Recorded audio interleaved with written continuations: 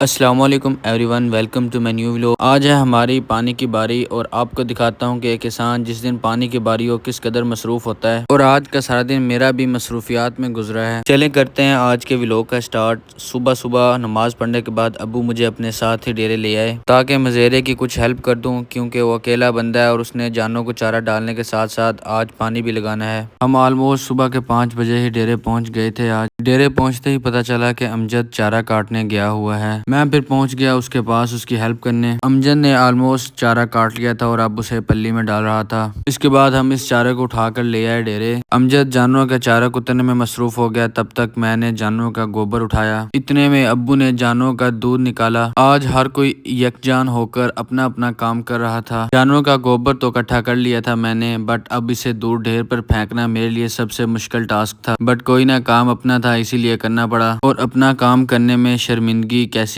गोबर ढेर पर फेंकने के बाद मैं फिर दोबारा पहुंचा अमजद के पास, जो कि चारा काट रहा था शाम के लिए। और वैसे भी आज इस खेत को भी पानी लगाना था और पानी लगने के बाद फिर चारा काटना काफी मुश्किल होना था अमजद के लिए, इसीलिए वो शाम का चारा अभी काटने लग गया। मैंने फिर अमजद को बोला कि मुझे ये पंड बंधवा दो, मैं इसे डेरे फेंक आता हूँ, तब तक तुम और चारा काट लो। अमजद से पंड बनवाने के बाद मैं इसे डेरे छोड़ने चला गया। डेरे चारे की पल्ली खाली करने के बाद मैं उसे फिर लेकर अमजद के पास आ गया। रास्ते में मुझे मेरे ताया जी मिल गए। वो मुझे कह रहे थे कि चाइना से तुम यहाँ घास डालने आए हो। ये बात मुझे ऑलमोस्ट हर बंदा ही बोलता है और मैं आगे से यही कहता हूँ कि अपना काम है, अपने काम में क्या शर्मिंदगी। खैर, ताए से थोड़ी देर गपशप करने के बाद मैं फिर आ गया अमजद के पास। फाइनली अब अमजद का चारा पूरा हो चुका है। अमजद को मैंने बोला तुम चारा कुतरो, तब तक मैं घर जाकर दूध दे आता हूँ और छोटी सिस्टर को कॉलेज छोड़ कर आना है तो उसे भी ड्रॉप कर आऊँ। सिस्टर को कॉलेज ड्रॉप करने के बाद मैं फिर चला गया सीधा दोबारा डेरे। बकरियाँ कितनी हाँ, अच्छा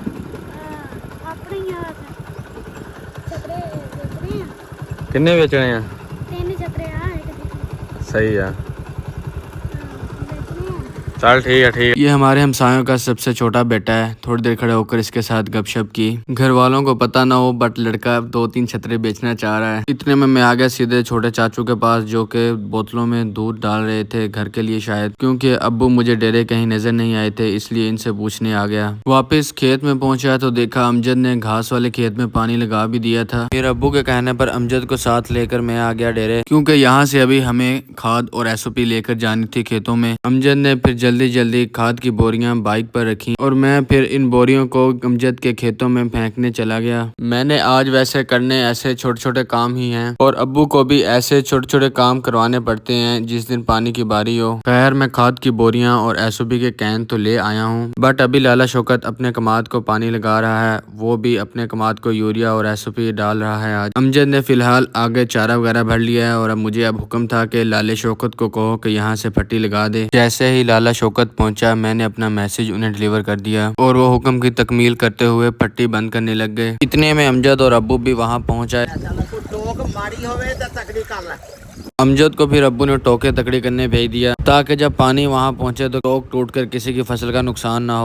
ऐसी छोटी छोटी चीज़ें पानी लगाते हुए किसानों को मद्देनजर रखनी पड़ती है ताकि किसी दूसरे किसान की फसल को नुकसान ना हो। फिर मैंने और लाला शौकत ने जल्दी जल्दी यूरिया और SOP डालकर ड्रम में मिक्स कर दी। वैसे जो किसान हजरात हैं वो मुझे ज़रूर कमेंट में बताइएगा कि SOP कमाद की क्यों डाली जाती है। लाला शौकत मुझे ड्रम की निगरानी सौंप कर खुद चला गया अमजद के पीछे ताकि टोके वगैरह एक नज़र खुद भी अच्छे तरीके से चेक कर ले। गेड़ा लगाकर वापस आते ही लाला शौकत की खिदमत में मैंने हाजिर की एक अदद कोक और इसके साथ उनको दी स्पेशल शनवारी सुपारी उनकी। ये 2 चीजें लाले शौकत को मिल जाए, लाले शौकत को किसी चीज की परवाह ही नहीं रहती। ये है लाले शौकत के स्पेशल शनवारी सुपारी, जो कि लाले शौकत की नजर में दवाई है, दवाई जिसके बगैर उनका गुजारा नहीं। मैंने ड्रम चेक किया जो कि अभी फिलहाल आधा हुआ था। मैं फिर लाला शौकत के साथ गपशप करने लग गया क्योंकि मेरा बस काम था कि ड्रम को रिफिल करना और ड्रम अभी तक आधा हुआ था तो अभी जरूरत नहीं थी उसे दोबारा रिफिल करने की।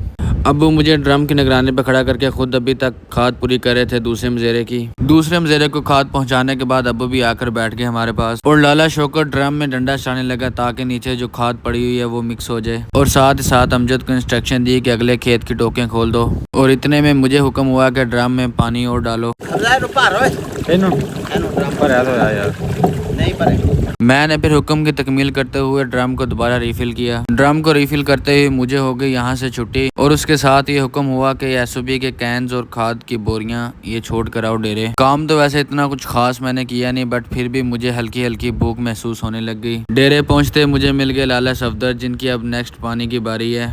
आज सारा दिन ऑलमोस्ट हमारे मुरब्बे में ही पानी लगना है। घर वापस जाने से पहले मैं चला गया छोटे चाचू के दफ्तर। शायद वो भी घर जाने वाले थे क्योंकि बाइक उनका रेडी खड़ा था, बट वो जानों को चारा डालने के बाद अपने ऑफिस में कीमती वक्त गुजारते हैं। मैंने सोचा कि अपने चाचू का ऑफिस अपनी ऑडियंस को भी विजिट करवा दूं। ये है जी मेरे चाचू का ऑफिस, जहां पर वो अपना कीमती वक्त गुजारते हैं। और जैसे ही मैं अंदर पहुंचा तो अपने एक क्लाइंट को डील कर रहे थे। क्या बोला तूने? मेरे यहाँ पहुँचने के थोड़ी देर बाद अब्बू भी चाचू के ऑफिस में आ गए, क्योंकि यहाँ से हमने लेकर जाना था एक अदद ये ड्रम घर।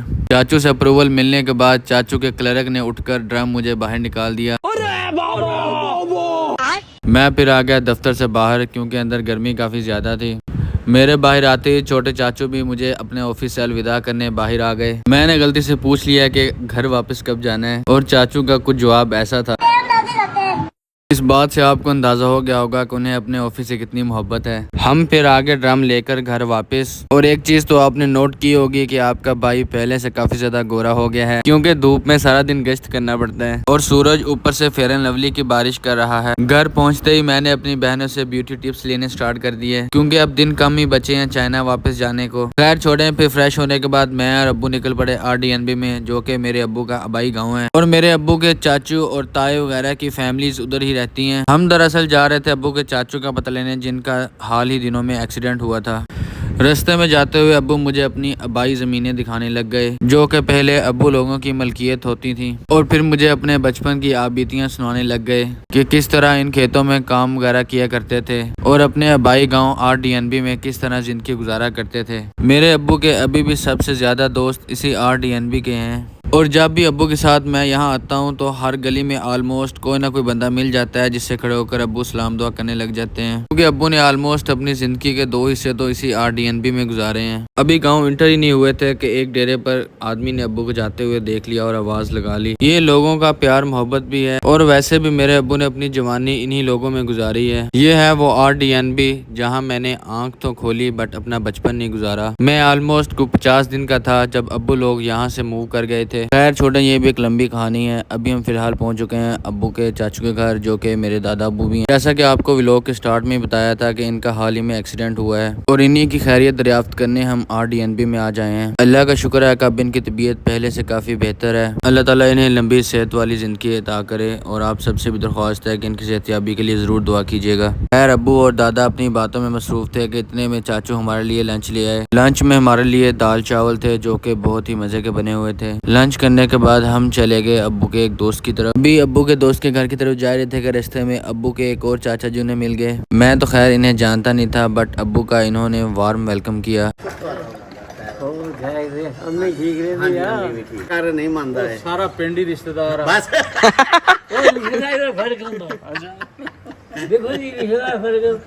अभी इधर चाचा जी के पास खड़े ही थे कि अब्बू का दोस्त भी इधर ही आ गया। फिर दोनों ने मिलकर चाचा जी के साथ थोड़ी देर शुगर मेला लगाया, और मैंने इनके शुगर मेले को एंजॉय किया। खैर फिर चाचा जी से इजाजत लेने के बाद हम निकल पड़े अब्बू के दोस्त के साथ उनके घर की तरफ। रास्ते में जाते हुए फिर अब्बू ने मुझे इन चाचा जी का तारुफ करवाया। अब्बू के दोस्त के घर थोड़ी देर बैठने के बाद हम फिर सीधा चले आए उसामा भाई की दुकान पर। उसामा भाई मेरे फुप्पोजाद भाई हैं, और इनकी शॉप है अल हाफिज सेंट्री स्टोर 13,000 अड्डे पर। अगर आपको सेंट्री की किसी भी सामान की जरूरत हो तो आप सामा भाई से रब्ता कर सकते हैं मुझसे नंबर लेकर। अभी हम सलाम दुआ लेकर बैठे थे कि सामा भाई ने हमारे लिए कोल्ड ड्रिंक मंगवा ली। दरअसल सामा भाई घर में जब भी जाए मिलते नहीं हैं, तो इस वजह से हम स्पेशल शॉप पर आ गए इनसे मिलने के लिए। थोड़ी देर बाद साथ वाली शॉप से एक और भाई आ गया, जो कि व्लॉगिंग करता है। वो दरअसल मैं क्लिप रिकॉर्ड कर रहा था, तो वो मुझे देख कर उसामा की शॉप पर आ गया। भाई की मैंने वीडियोस देखी थी, काफ़ी अच्छी वीडियोस बनाता है। खैर हमने फिर ली इजाज़त उसामा भाई से, और वैसे भी हमें काफ़ी देर हो चुकी थी। रास्ते में आते हुए मैंने लिया एक अदद अपने लिए तरबूज। फिर आगे चलकर अब्बू ने घर के लिए कुछ फ्रूट खरीदा। फ्रूट खरीदने के बाद हम फिर सीधा निकल पड़े घर के लिए। वैसे तो मुझे अभी टेल वाले अड्डे की तरफ जाना था अब्बू के साथ, वहाँ से कुछ खरीदना था, बट फिर अब्बू कह रहे थे कि अब काफ़ी देर हो चुकी है, इसलिए हम फिर घर की तरफ चल पड़े। अभी मैं घर पहुँचा ही था कि इतने में ही अहमद मुझे लेने आ गया। मैंने फिर बल्ला उठाया और निकल पड़ा क्रिकेट खेलने। अहमद दरअसल कैमरे से काफ़ी ज़्यादा अवॉइड करता है, बट मैं फिर भी इसे रिकॉर्ड ज़रूर करता हूँ। खैर जैसे हम ग्राउंड पहुंचे तो दूसरे लड़के भी आ चुके थे ग्राउंड। 2-3 लड़कों का इंतजार था, वो भी थोड़ी देर में आ गए तो टॉस करके हमने मैच स्टार्ट किया। टॉस जीतने के बाद अहमद ने कैप्टन शहजाद से ओपनर जाने की दरख्वास्त की, जो कि अहमद को ओपनर भेजने के लिए राजी नहीं था, बट फिर एक बॉल खिलाने पर राजी हो गया। उस एक बॉल पर अहमद ने एक शानदार बाउंड्री लगाई बगैर फील्डर्स के और बैट कैप्टन शहजाद के हवाले कर कर वापस आ गया। अहमद दरअसल क्रिकेट वगैरह खेलता नहीं है, बट मेरी वजह से साथ आ जाता है ग्राउंड। खैर मैच खेलने के बाद मैं और अहमद निकल पड़े टेल वाले की तरफ। वहां से कुछ फास्ट फूड खाने को दिल कर रहा था, तो इसलिए हम चले गए टेल वाले फास्ट फूड पॉइंट पर पहुंचकर हमने किए 2 सिंगर बर्गर ऑर्डर। थोड़ी ही देर बाद हमें हमारा ऑर्डर रिसीव हो गया, बट बर्गर की क्वालिटी इतनी अच्छी नहीं थी और ना ही इतना स्पाइसी था। हमने फिर घर आकर दोबारा अपना वही देसी खाना खाया। यहीं तक था हमारा आज का व्लॉग। मिलते हैं आपको नेक्स्ट व्लॉग में, तब तक अल्लाह हाफिज़, अपना ख्याल रखिएगा।